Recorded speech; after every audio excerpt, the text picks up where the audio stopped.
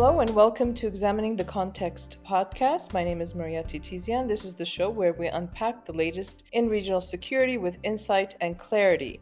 Last week, we witnessed a pivotal moment in the South Caucasus. Leaders of Armenia, Azerbaijan, and the US met in Washington and signed a set of landmark agreements, the Washington Accords. Designed to turn the page on decades of conflict, these accords lay the groundwork for normalization, economic connectivity, and hopefully renewed stability. But as always, the signing is just the beginning.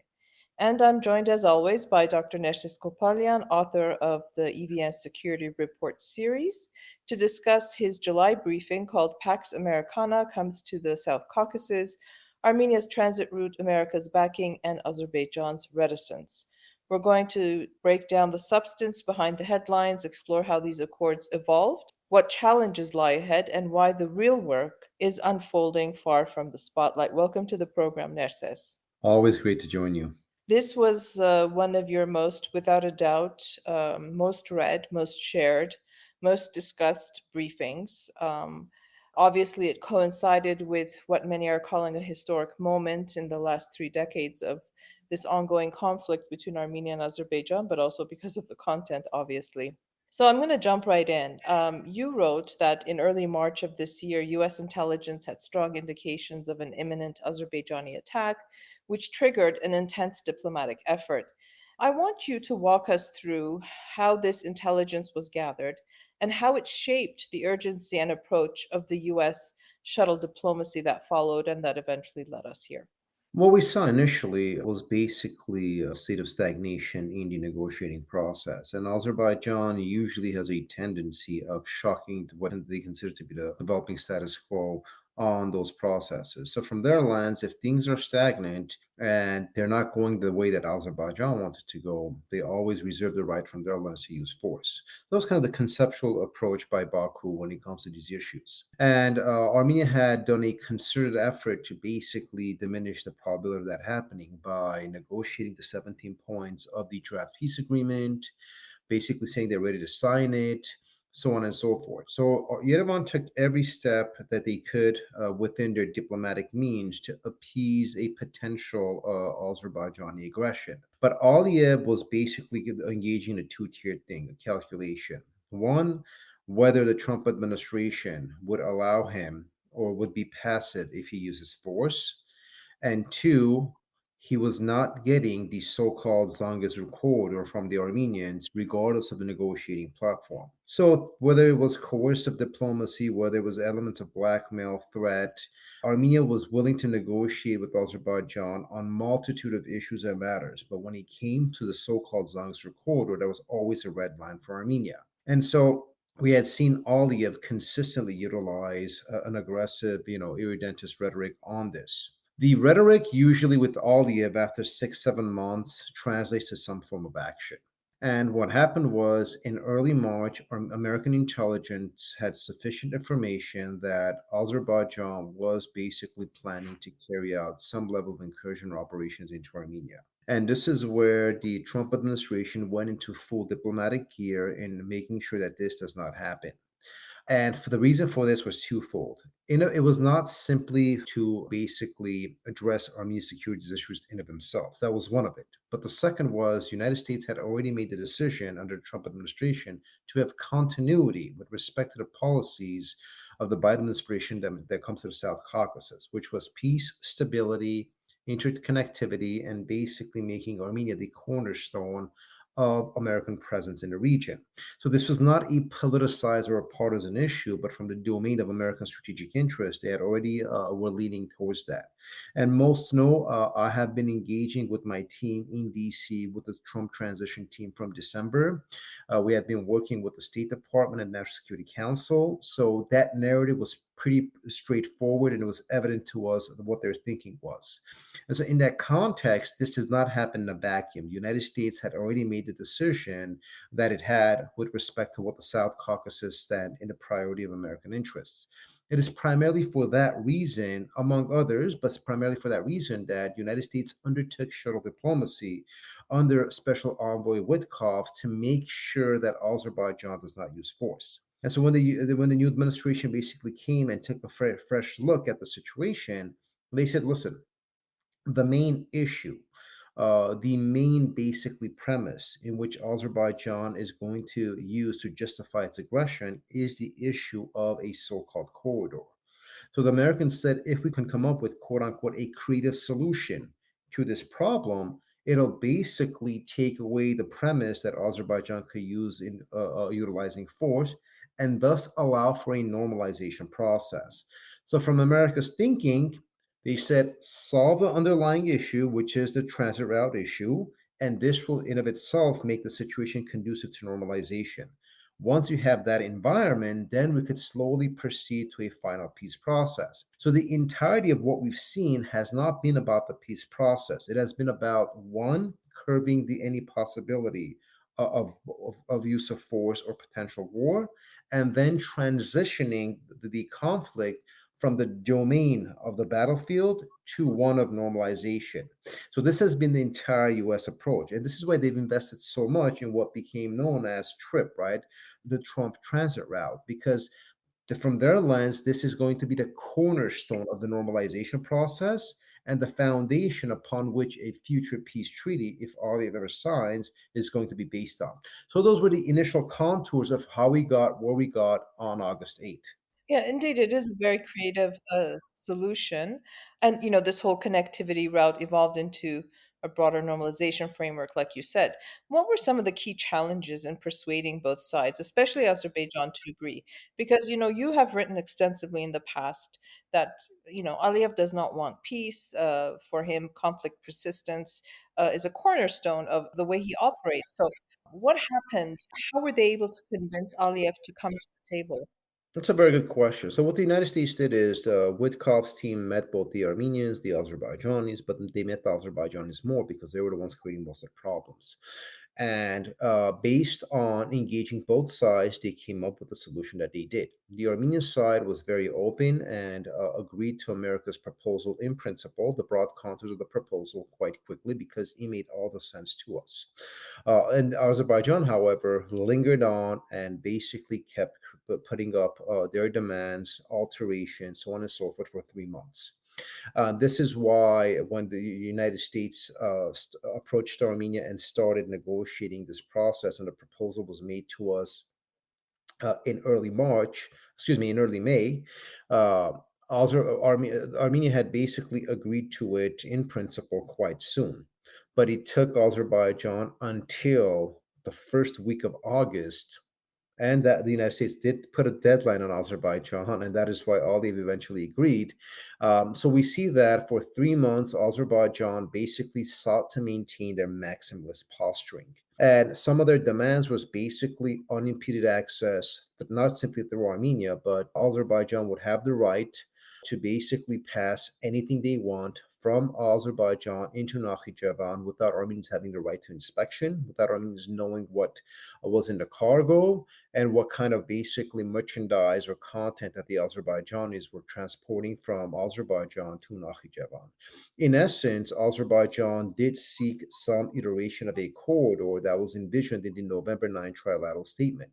That for them, unimpeded access basically meant Armenia would not have a presence in Azerbaijan's capacity to engage in the transit route or that corridor. That was not going to stand. And the one position Armenia had was that you cannot have any form of access, call it unimpeded, call it whatever you want, if it violates Armenia's sovereignty. And this is why the government kept talking about sovereignty, territorial integrity, and jurisdiction. That if anything comes into Armenia proper, it would need to be inspected before entering the Republic of Armenia. And so Azerbaijan's maximalist position was fundamentally hinged on that. The United States very aggressively pushed back against that, basically telling Baku that if you maintain this posture, you're basically trying to collapse our initiative. And that's going to harm American interests. So America's position was that this isn't simply about Armenia, because the Armenians have agreed. This is now between Washington and Baku, we need you to agree, or else you're going to create problems for us. So, in that context, the United States did not allow Azerbaijan, like the Biden administration did in the past, to scapegoat Armenia. What the Trump administration did is they put Aliyev on the spot and basically said, you need to do this because America's interests demand such. And this limited Aliyev's ability to wiggle. Second is that the United States basically told Aliyev, you are welcome to reject this proposal. That's up to you. But if you reject it, we are basically going to proceed with Armenia and strictly work in a bilateral way to strengthening and enhancing U.S. Armenia relations. In essence, the United States told Aliyev that if you don't come along, you're going to be left out. And if we know anything about Aliyev, being isolated diplomatically, geopolitically, is something that is not acceptable. And a matter of fact, it's a bit of a nightmare for him. So he understood that he could either be part of the process or be left out of the process. And strategically, he was very clever enough to understand that while he would need to acquiesce and basically a step back from his maximalist position, but that was more of a tenable posture for him than being left out. And also, the one of the more important factors, also to answer your question, that led Aliyev to agree to the American normalization process, not the peace process, right? Not the peace treaty, but the normalization process, is that Aliyev, and we've talked about this, and I've been involved in this in DC for the last 6, 7 months. Aliyev has spent extensive amount of resources, money in Washington, trying to make inroads with the Trump administration. They have all failed. Okay, and we've worked very hard in DC to basically curtail Aliyev's ability to access the White House. And so, after all the efforts that Aliyev had engaged in, he was struggling, was unable to find access to the White House.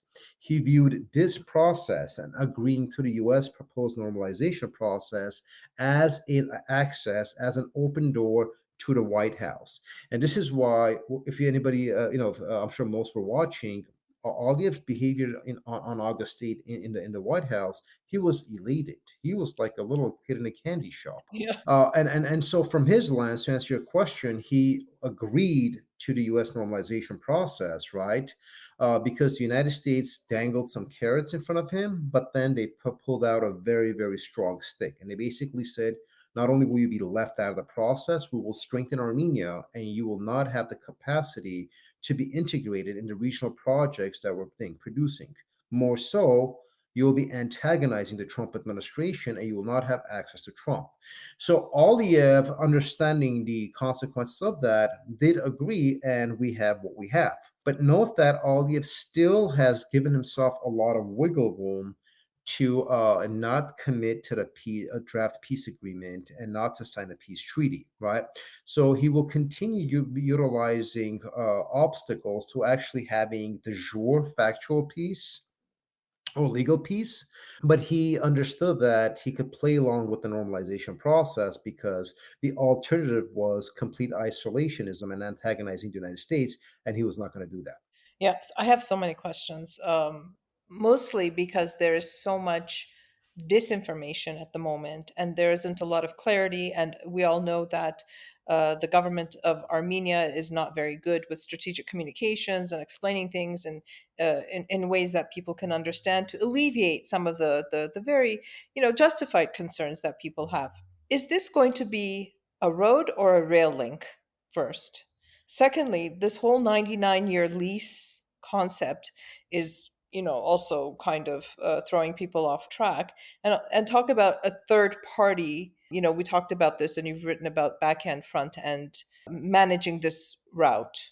Just to your initial point, absolutely. There was an extensive amount of disinformation orchestrated and organized before even the conference happened, before even the Washington meeting happened, with no details out, simply attacking the process. And it's very evident to most Armenians who was behind this. The Kremlin was very livid about this, and of course, certain diasporan circles, being what they are, started attacking. I'll note that we saw the same model of social media attacks, orchestrated narrative construction, attacking this process that we saw when the United States signed the strategic partnership with Armenia earlier in the year. It was the same model. So it seems that mass levels of disinformation are immediately proliferated by given proxies whenever US Armenia relations enhance and deepen, and this obviously strengthens democratic Armenia. And so, what we have seen is a concerted effort to manipulate. We've seen a concerted effort to distort and we've seen a concerted effort to politicize. I'm not going to go into those matters because that's not what we're doing here. But what we'll discuss are the facts on the ground and not conspiratorial thinking or speculation. So, to answer your question, there are basically three broad areas that needs to be better explained on what this is going to look like. First, when we talk about a transit route, this is a commercial route. Okay, it is specified in the agreements. It is basically not a subject of contention. And the United States is not investing in this to create some kind of a military road from one country to another, where, especially considering the fact that the United States views this, as we're going to discuss, as part of their broader middle corridor. So, in that context, this a transit route has a strategic importance to a broader American grand strategy. It is not about Azerbaijan. It is mostly about establishing stability, limiting or handicapping Azerbaijan so that the United States can implement its grand strategy when it comes to the transit routes and the middle corridor. So that's the first issue. This is fundamentally a commercial route. Second, initially, it is going to be a rail link. So cargo would pass through trains from Azerbaijan to Nakhichevan, and Armenian cargo can also go through Nakhichevan to whatever it needs to go through Turkey, so on and so forth. So the obviously we're at the initial stages here, and the road hasn't been built, and then the rail links are nowhere to be built yet. There are a lot of infrastructure projects that's going to be happening. That's where the United States is coming in, and we'll be building that with Armenia. We'll talk about that in a second. But the point here is that it is a commercial road that initially you're going to have train links, and the rail links are basically going to be utilized for the transportation of only commercial merchandise. That is the first point. Second, when we're talking about a 99-year lease, the notion of a lease, as we've talked about, has been extensively manipulated, distorted, created confusion, so on and so forth. The documents, the agreements clearly state that everything will be implemented under Armenian law, commensurate with Armenian sovereignty, and thus be subjected to the Armenian constitution. So, whatever the process is, right, this is going to be a joint US Armenia venture. So, in essence, what we're basically talking about here is that the United States coming in and being a 99-year partner with Armenia in initially building the transit route and then managing it and integrating into part of what I initially noted of their broader grand strategy. And so the reason why this is a 99-year process, right, America having rights within the confluence and confines of Armenian law, is that the United States is going to be making huge investments in this. Second, the United States simply cannot come in, build something, and then leave. That is not the agreement that Armenia and the United States have. And Armenia needs the United States to be part of this process because, as we've discussed in the report, it also serves as a very, very important deterrent against Azerbaijan or any of our predatory neighbors who might want to use force against us. So the American presence, the American investment, the American partnership with Armenia is also aligned with that logic. An important thing to note also is that this is the biggest infrastructure project that the United States has ever engaged in the Eurasian space. And they are partnering up with Armenia on this. So we have to understand that there's something much more important here than simply engaging in the empty rhetoric and the false narratives and the conspiratorial thinking that is kind of slung around. So the 99-year logic is consistent with those kind of attributes that I've noted. Now, as far as the management of it, as you asked, um, again, Armenia and the United States, right? This is a joint venture. Will be selecting private companies to undertake the construction, management, and operation of the route. So when we're talking about third party, the third party is not a country. So a lot of those conspiracy theories that were thrown out there that the third party might be a hidden Turkish hand or Azerbaijan might be involved and all these things, that is simply untrue. That is pure disinformation. Third parties are going to be private corporations hired by Armenia and United States, commensurate with Armenian law, to build and then manage and operate the transit route. So, in that context, the third party postulate is a commercial engagement. It is a contractual economic engagement between the US Armenia joint venture and a third party fulfilling its responsibility. And there are going to be numerous third parties because this is going to be a very large infrastructure project. Now, of course, very likely a lot of these companies are going to be American and they will be partnering up and working with local companies. Armenia does not have the capacity, Armenian companies do not have the capacity to undertake infrastructure projects of this magnitude. It's very straightforward. We don't have the technology, we don't have the equipment, we don't have the know how, we've never done it. And so the United States coming in is important also in helping develop Armenia's infrastructure and construction capacity, right? The huge roads, bridges, and all those things that are going to build, this is going to create and allow and give Armenia strategic depth when it comes to its logistics. We've been talking about this for a long time, right? And so this isn't simply about United States coming in and basically taking over a strip of land. No, this is part of also a broader project that is going to support Armenia's infrastructural strength, growth, and logistical diversification. So all of these are also part of the confluence of that. Now, when it comes to this whole discourse on sovereignty, as we've kind of debunked the whole nonsense that a third party would be this country, that country, that's out of the question. The next question is Armenia abdicating sovereignty to the United States? That in of itself is an ignorant question. And interestingly, laughably, a lot of the individuals that have been basically spreading this information are those same individuals that are living in the United States. So it's quite shocking that people will live in the United States, benefit from America, from its system, from its constitution, from its civil liberties, from its economic incentive system, and then turn around and say all the good things that we have, it's very bad for Armenia. It's a little self-negating. But substantively, because this is a joint venture, because the United States, as a partner in Armenia, will all be operating under Armenian law, there is no abdication of sovereignty. The concept itself is self-negating, right? You cannot have subservience to a law and then supersede and violate that law and claim you have usurped sovereignty. So the argument simply doesn't hold. But note that the violation of sovereignty argument was proliferated prior to anybody seeing what the specifics of the transit route were and what the agreements were. And this is the problem of all this dishonesty and false narrative that was spread out. And of course, I hate to see it, but Kocharian's foreign minister, Vartan Oskanyan, took the lead on spreading this misinformation, writing about extraterritoriality and abdication of sovereignty. These were all lies. It was false speculation because, as we see, the United States is not going to control anything by itself.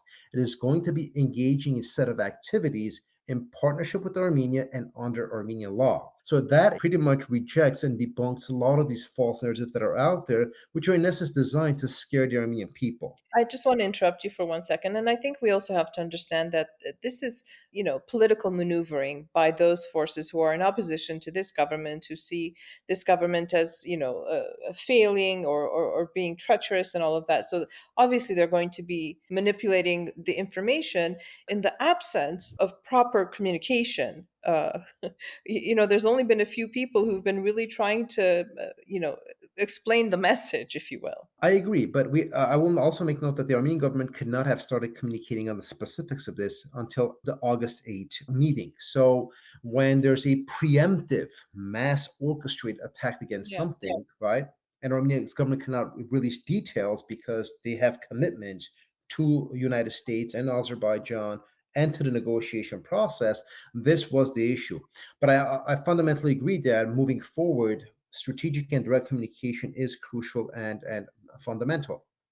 But aligned, of course, with our conversation on that point is the fact that the endeavor of spreading this misinformation is designed to advance certain political interests in Armenia, which isn't going to work. But my approach is the following: I have no reservation with people questioning or asking questions about what this is going to look like. But instead of those individuals engaging in honest discussions and conversations, they're engaging in speculation and conspiratorial thinking. That is a concern. The questions that I'd like to see, for example, from concerned parties is, for example, what's going to be Armenia's financial benefit? How is the customs mechanism going to be set up, right? What is the percentile sharing between the United States and Armenia? What are going to be the costs? These are honest things you can have conversation on. And if those who once get these details have reservations about the economic structure of this, the resource sharing capacity of this, or the economics of this, then we can have honest conversations about policies. Disagreeing on specific nuances is perfectly okay. But attacking an entire development based on misinformation or creating false narratives, that's completely something else, right?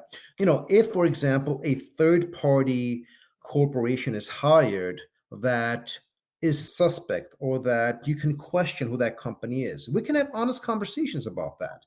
But that is not the same as saying that this is some weird hidden NATO Turkish corridor that is designed to draw Armenia into the global war party and so on and so. These are not serious conversations, and they are mostly intellectually insulting to a lot of Armenians.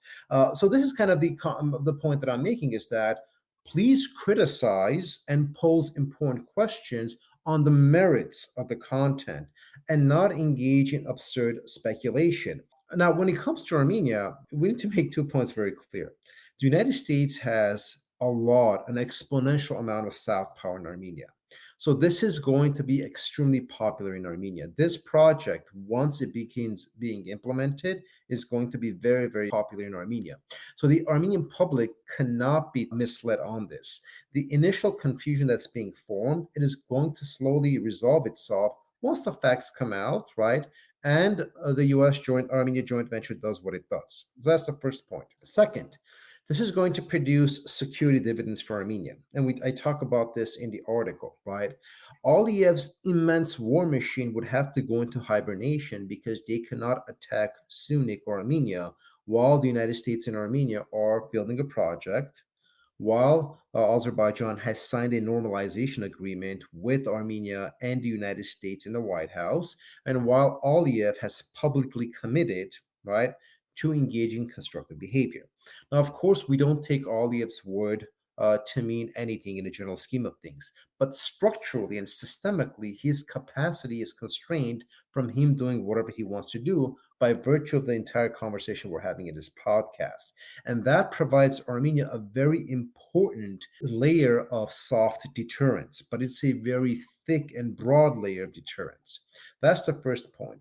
Second, we've talked about, and I've written about this extensively, we led the research on this, Azerbaijan's broad hybrid warfare toolkit.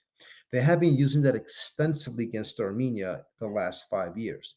That also becomes diminished. Of course, they're going to utilize some of their tools, but the broad toolkit that they have cannot be consistently utilized by virtue of the Washington Accords and by virtue of the American presence in a joint Armenia venture. So Aliyev's ability to harm Armenia, while not completely diminished, has been to a very large extent diminished. And of course, coercive diplomacy. We've talked about kinetic diplomacy extensively. That was Aliyev's bread and butter. He can't do that anymore. Okay. Right now, all he can do is present his preconditions, which are artificial barriers, and say, I'm not going to sign until Armenia agrees or disagrees. That's fine. He could do that. And we don't have to agree. And a peace treaty, for example, in the next 3, 4, 5 years may not be signed by virtue of his artificial barriers, be that as it may. But at least he will not be able to do what he's done in the past, engaging kinetic diplomacy, blackmail, and the threat of the use of force. And by removing those dynamics, what we're doing is we're creating a lot of breathing room and space for Armenia, where Armenian mothers every evening don't have to worry about if there's going to be an incursion, if their sons on the border areas, right, on the front lines are going to be killed or harmed. That collective psychological fear that we have been living through the last 5 years, that has been to a very large extent diminished. It hasn't been fully alleviated, right? We have to be honest about that. But it's one thing, right, to wake up every morning with fear, and another thing to be fairly confident that things are being normalized and we are going towards a more positive trajectory.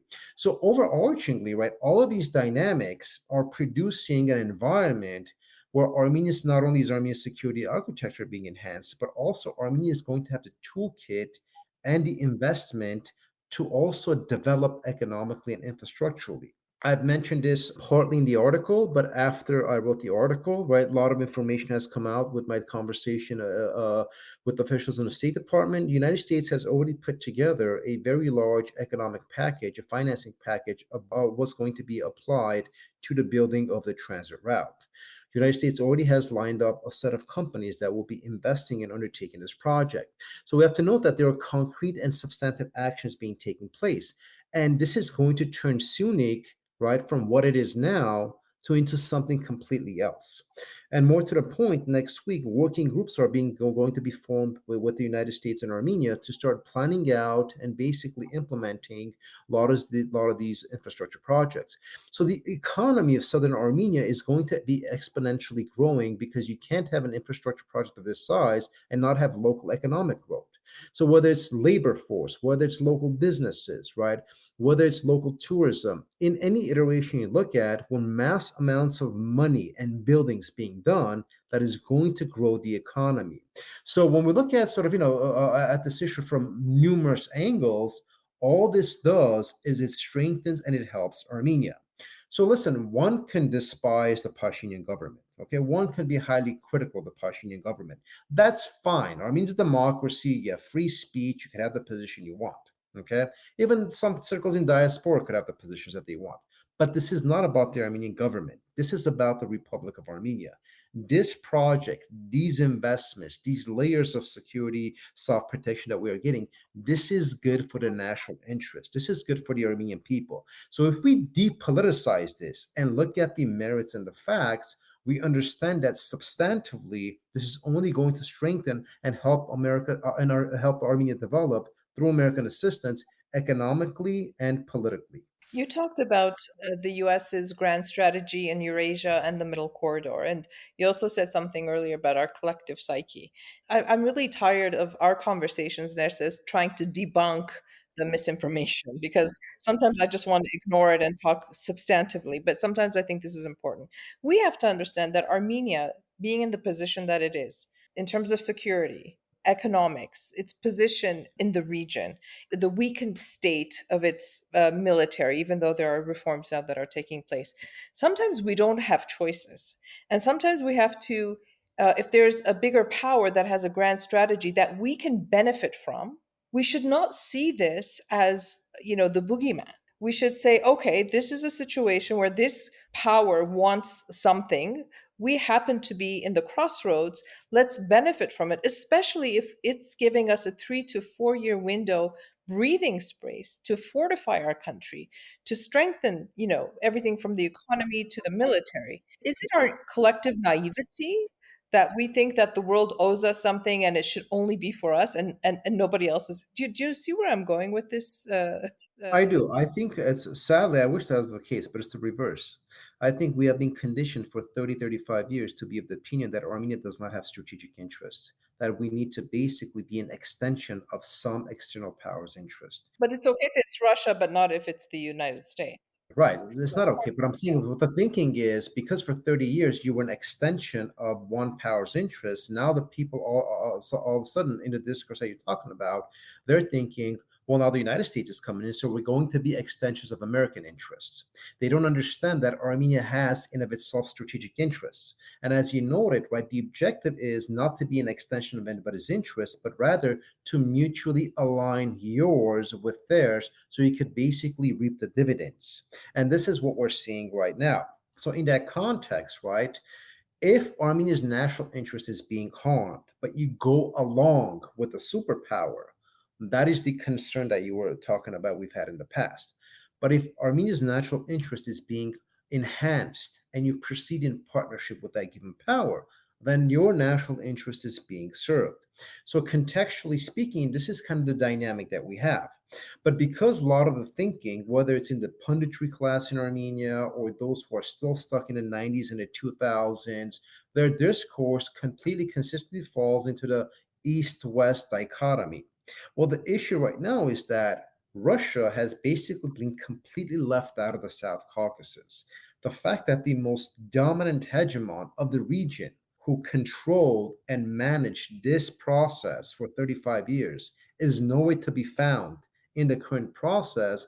That suggests we've had a tectonic shift in the regional dynamics. Okay. And Armenia played a very, very important fundamental role in that. Now, Armenia is situating itself, right, within this new development, and we have agency. Another issue that we've had in the past is that as if Armenia has no agency and these unhidden powers are always dictating developments. But now we are concretely, right, engaging in processes that allows the strengthening of Armenia. Now, I want to come to the point of what are the concrete benefits that Armenia is accruing from this process. So most could see that this is not what we had with Russia. With Russia got basically a military base, Russian border guards were basically placed on Armenia's border. Russia got all of Armenia's infrastructure and elements of its economy, pretty much what Kocharyan, Oskanyan, and the previous regimes gave to the Russians, but it got nothing in return. What we got was an artificial security guarantee that we saw it didn't work in 2014, 2016, or 2020. So I think we're past that. So currently, aside from the transit route, aside from the Armenia-Azerbaijan trilateral a joint declaration, Armenia and the United States signed three specific MOUs, Memorandums of Understanding. And this is very important to discuss. Okay, the first one addresses the Crossroads of Peace initiative, and what the United States has said that we're not only going to build this transit route with you, we are also going to invest in the broader interconnectivity and the broader road making project that you have with the Crossroads of Peace initiative. So, the entirety of Armenia's logistical and infrastructural capacity is going to be enhanced, and the United States is going to be a partner in guiding, supporting, finding investors, and providing the technical and technological know how. So, that in of itself is an important infrastructural process for us becoming a potentially developed country. The second MOU was specific to the energy projects that we have with the United States. These were part of the strategic partnership, and now it's being enhanced, right? Armenia and the United States signed a memorandum of understanding in enhancing a collaboration and cooperation on civilian energy capacity. So not only is the United States down the line going to build the two modular reactors that Armenia needs to have energy self-sufficiency, but they are going to share research, education, and how to monetize and basically utilize civilian energy capacities to enhance economic growth.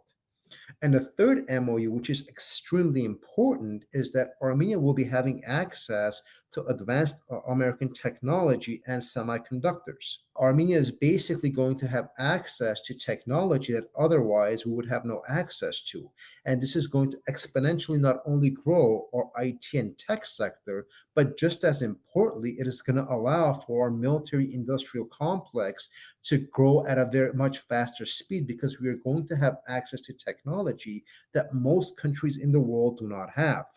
Most would understand that approximately a year and a half ago, the Biden administration basically had a blanket export ban on specific types of technology on nearly 80 countries. Sadly, Armenia fell into that.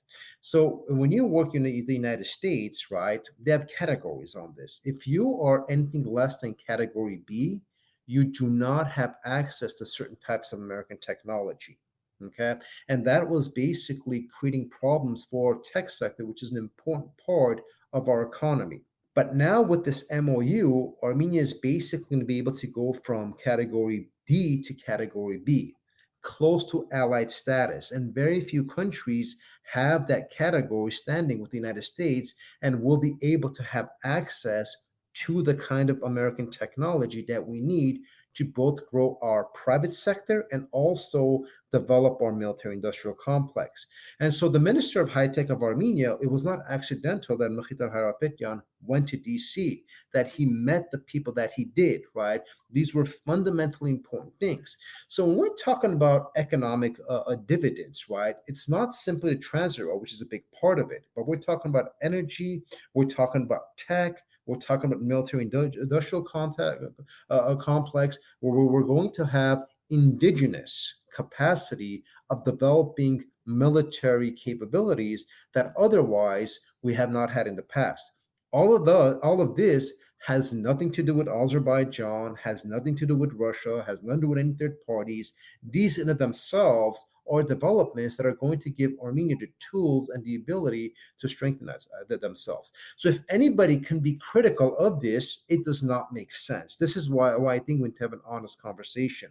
If anybody says, oh, it's bad that the United States is investing in Armenia's infrastructure and logistical capacities, then they simply do not care about Armenia's national interest.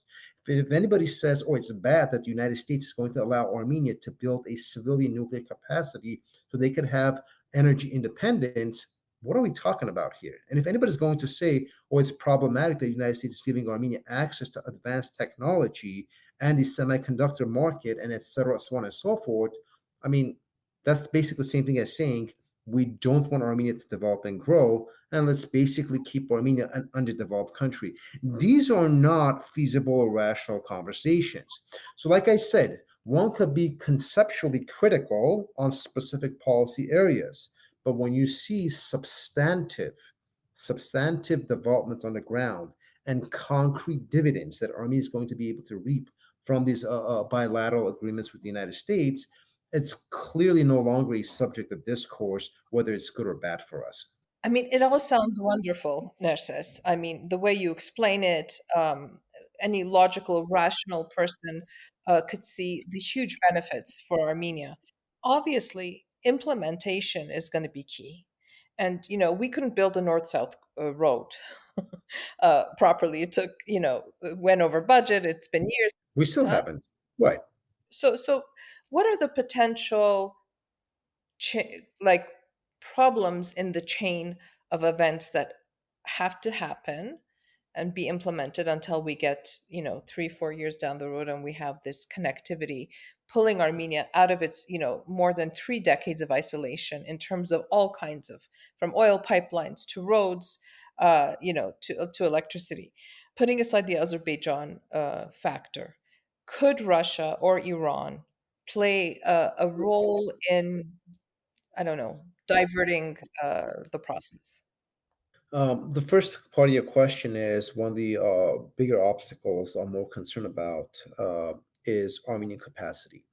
When you talk about implementation, right, like I noted, working groups are being formed. In 2 weeks, the United States is sending a team that's going to come and do a feasibility study in Armenia. The economy ministry announced that today. So already things are in the works. It's not something that's abstract or something on paper. Concrete action is being taken, and for the following reason: because this road needs to be built within a specific time span, because the United States, when they start building things, they do things really quickly and they do things really well, right? So you cannot, to use the term, dilly-dally around this, right? You have to produce concrete results. But some of the concerns, right, and I'll be very honest with it, is our capacity, right?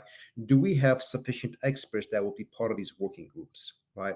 Will we have competent companies that could partner up with the United States in building these things? Do our companies utilize modern technology, or are we going to be using the technological system of the 1960s, or people in slippers from the villages are basically doing concrete with buckets and shovels, right? These are honest conversations we have to have. So it's these capacities that we're talking about. Okay, do members of our team going to have the technical knowledge to support the American team, or if we don't, are we going to bring outside advisors, or are we going to find some solutions with the Americans? So these are things that could slow down the implementation process, right? Because if we had all these capacities, we'd be a developed country. So there's a reason why the North-South road, in your example, has taken so long. Aside from all the corruption and theft and embezzlement that the previous regime did, in of itself, right? Our capacity to build is underdeveloped, and so it is a capacity issue, not one of will or hard work. So these are kind of the things that on our end are some of the concerns that we have. Also, the economic contributions to the process, right? These are going to be very large infrastructural projects initially.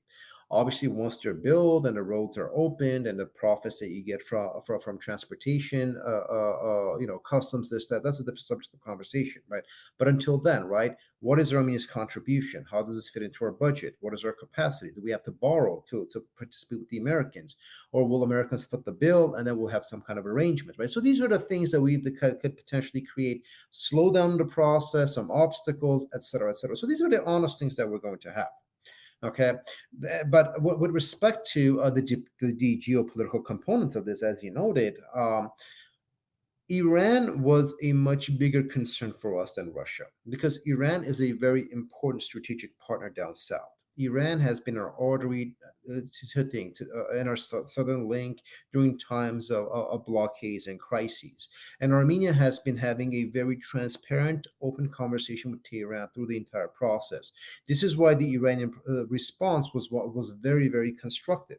And their biggest concern, Maria, was that is this a geopolitical hard power move by the United States? And is Armenia participating in a geopolitical maneuver that is going to encircle Iran? That was their main concern. But once official Tehran got the specifics of the deal, once Armenia clearly explained things to them, and there is trust because we've had transparency through the entire process, that nothing was dropped on them out of the blue where it would create suspicion and shock, right? They saw that, no, this is a commercial project. Right? They saw that there were no geopolitical elements, that there are not going to be any boots on the ground from any other country, that this is going to be operated under Armenian law with all the specifications that we've noted. Once this became clear, right, Iran had no problems and they understood what's going on. And this is why the response from their president, from their foreign ministry, had been very positive and understanding of what's going on. In that context, Iran's ability to obstruct can potentially have created problems for us. But the fact that we have a good relationship, an open relationship, an honest relationship, that issue has been alleviated. The Russia obstructionist postulate still stands. I agree with you. But we see that, and we've talked about this in the past, the tools, the levers that Russia has really are not going to be sufficient to obstruct this. They might attempt to slow down. There might be some hiccups if Russia really wants to go into high gear and obstruct the process. But Russia cannot collapse this, and they know it. So I think what we need to do is to sit down with the Russians the way we sat down with the Iranians and basically tell the Russians, listen, this is going to happen. You failed us in 2020, 2021, 2022, and 2023. You've consistently failed us. So you know very well why we did what we had to do. Because if you had done your job as a partner, right, as a treaty ally, we won't be having this conversation. But you didn't, so we are what we are. Now, we're opening transit routes, we're opening links. You can either be part of this, right? Because the Trump administration is all about trade and interconnectivity.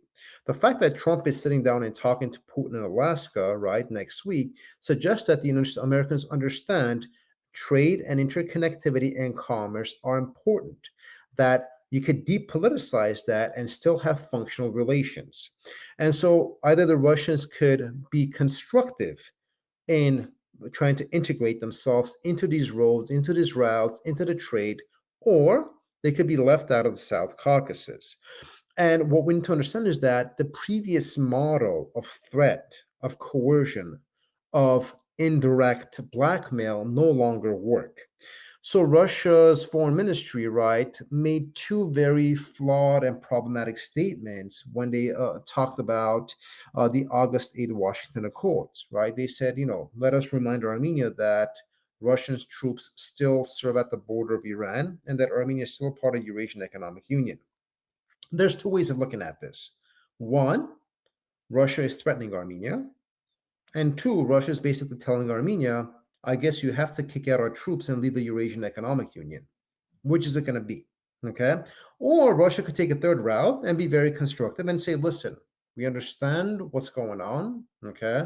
Let's put politics aside. Okay. Because we've lost in the South Caucasus because of all the terrible things we did to you. And let's talk about trade, commerce, right? And interconnectivity. Okay. So if we can have a constructive conversation with the Russians, we need not have antagonism, and therefore we could mitigate, as you noted, the threat and the potential attempts at obstructing this. So Armenia has quite a bit of flexibility, and we do have a level of strategic depth that we could tap into in attempting to mitigate the risk propensity. This podcast lasted longer than I anticipated, but I do have to raise the issue of the POWs and the ethnically cleansed Armenians of Nagorno-Karabakh. Absolutely. That has been, one of the criticisms is that it wasn't part of the deal, although Pashinyan's meeting with Trump in the Oval Office, this was raised, especially about the POWs. The people of Artsakh feel like they are invisible at the moment, and rightly so, justifiably so, because there's no mention of what happened to them. And they have lost everything, their homes, their lives, their memories, everything. How do we address this, Nerses? Because this is something that needs to be talked about. It's an extraordinarily important question, and we have been talking about it. I will make three important points here. We have to be very honest about it. The POWs, the loss of Nagorno-Karabakh, Artsakh, and the right of return could not have been part of the peace treaty because they were not part of the conversation as far as Azerbaijan was concerned. And Armenia does not have the capacity to impose those three issues into the peace process. Because if we did, we would have. So for Aliyev, those were non starters. Thus, if he brought those up, he would have retreated from the peace treaty and go back to the use of force because that is his posture, right? So if you tell him right of return, he says, "Oh, you're trying to interject yourself into my internal affairs because Nagorno Karabakh is internationally recognized as mine. If you want to do that, then I'm going to do the same to you." Okay. Yes, for us, that is an absurd argument. But from the domain of power asymmetry, he could utilize that to not only disrupt the peace process, but use force against Armenia. It's not what we want to hear, but that is the truth of the matter. I think every rational person understands that. So it's not that we did not want to, we simply did not have the capacity to impose our terms on them. That is the truth of the matter.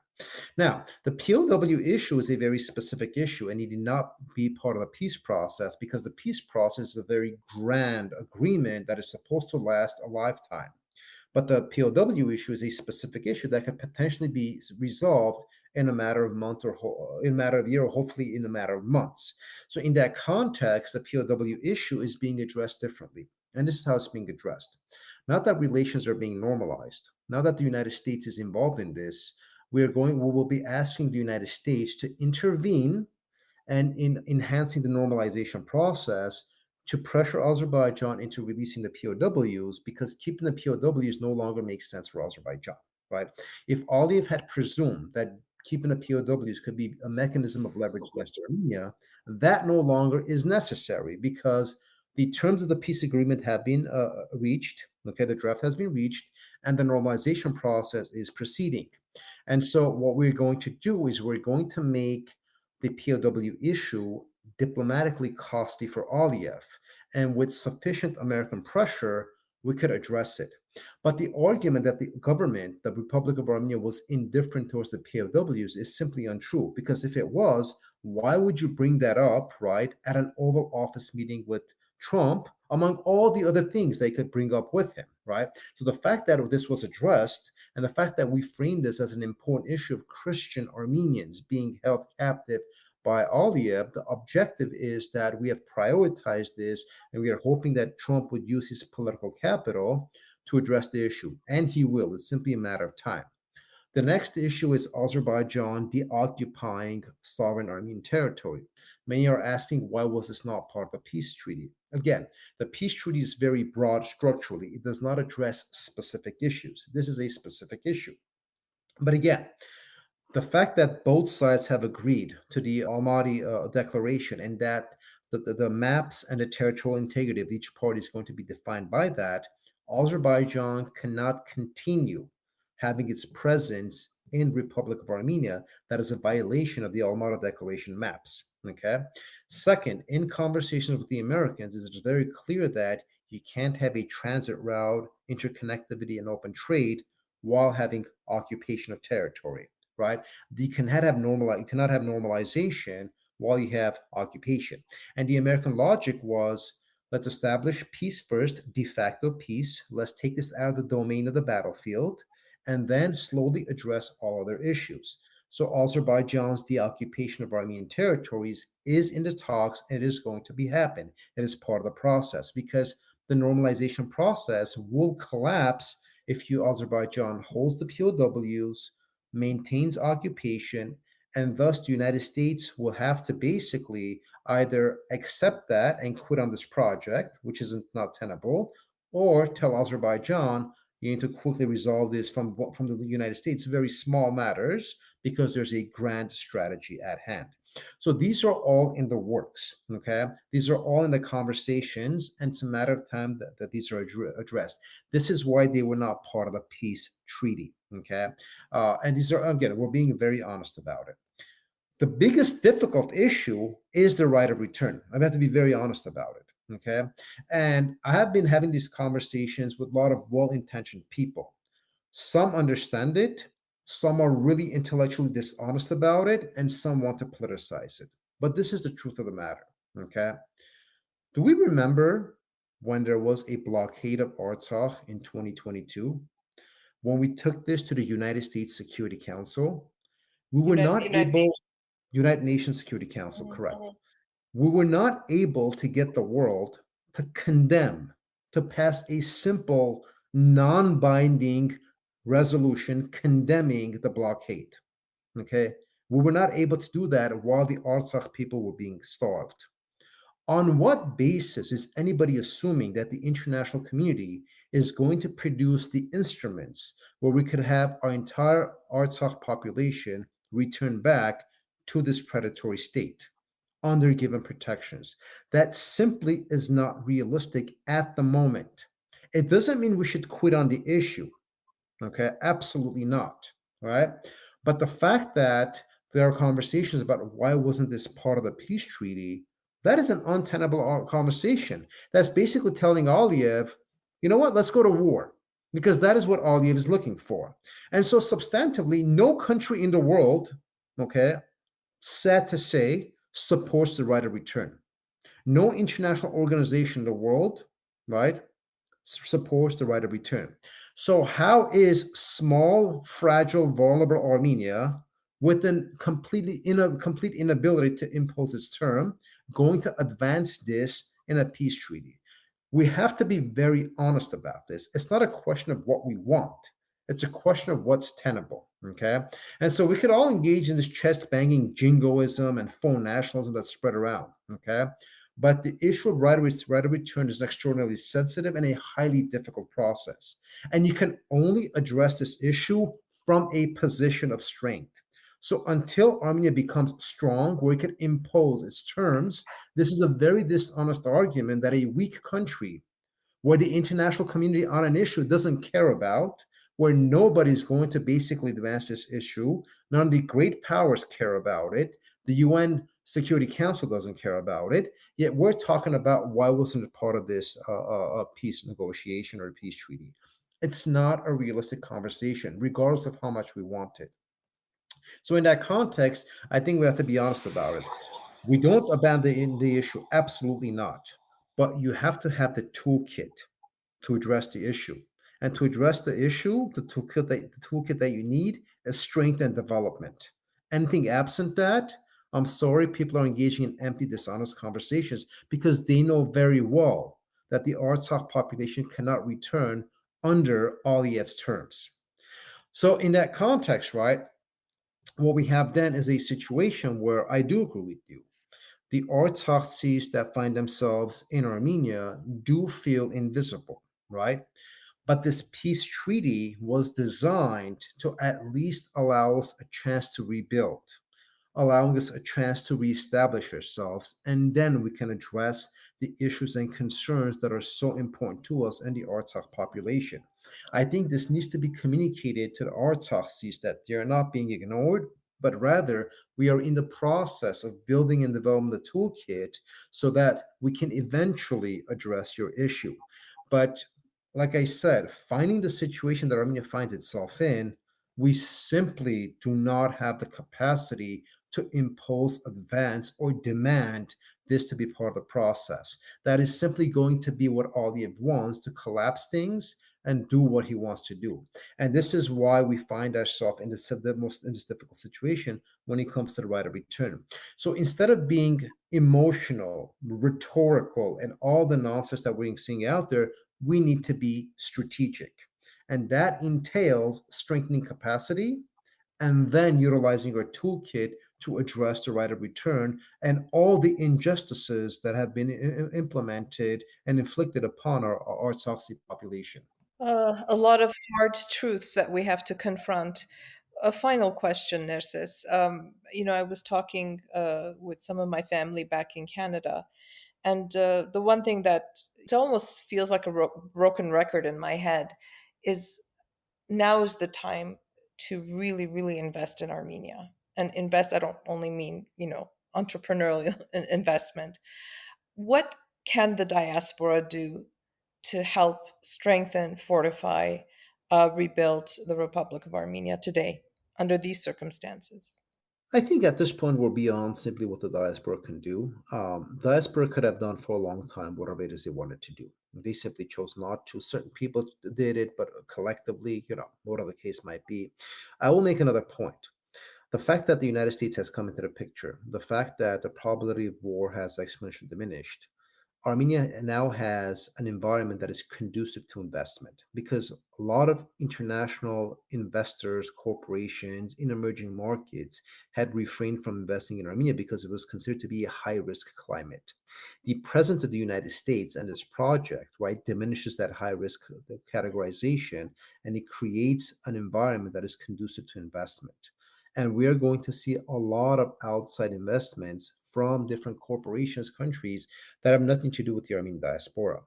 The Armenian diaspora, of course, is welcome to participate in this, right?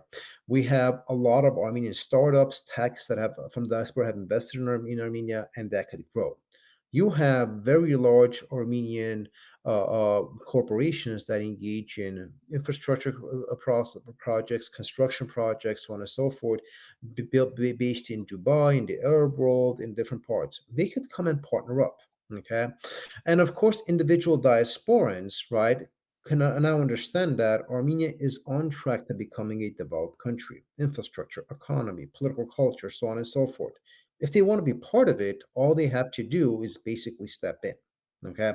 So in that context, what can the diaspora do? We keep talking about this. Okay. The diaspora knows what it can do. The question is, does it want to? Okay. And this is not one of those shaming them into action. No. Okay. They should do it if they want to. If they don't, that's fine. Okay. We need to end this whole culture of patriotism shaming, right? Or, diaspora shaming. That's nonsensical, doesn't work. So what Armenia needs to do, it is to prove to the diaspora that this is a country that is conducive to engagement, to investment, to growth. Does it make sense to you? Come and join. If it doesn't make sense to you, that's fine. Stop by once every few years, enjoy the restaurant, enjoy the historical sites, and live your life as you want. You want to be more actively involved? More power to you. We're open to it. Okay. And so the diaspora needs to understand they have agency. They can either participate or they can't. It's their decision. But the whole logic that the diaspora is helpless to do anything to affect change, a lot of times that is an excuse for inaction. And we need to be honest about that. Okay. And so the government, the Republic of Armenia, right through these steps, needs to demonstrate that Armenia is a country that is conducive not only to diaspora investment, but all kinds of investments. And yes, we can give diaspora Armenians some level of priority in this. Okay. But substantively, both sides have to make a commitment. The Republic of Armenia has no choice but to make a commitment because the survival and the future of the country relies on it. Will diasporans make that decision that I want to commit to the Republic of Armenia? That's a choice they have to make. And whether they do or they don't, that is fine. We should not shame them. We need to understand what more we could do to change their minds and make Armenia something that is a lot more interesting to them than simply an abstract concept. Nerses, as always, thank you so much. This was, I think, like I said about your briefing for July, I think this was one of our best conversations. Very enlightening and informative, and I think it helps see all of us see the bigger picture here and the importance of granting us time to rebuild. So thank you very much. Always happy to be with you.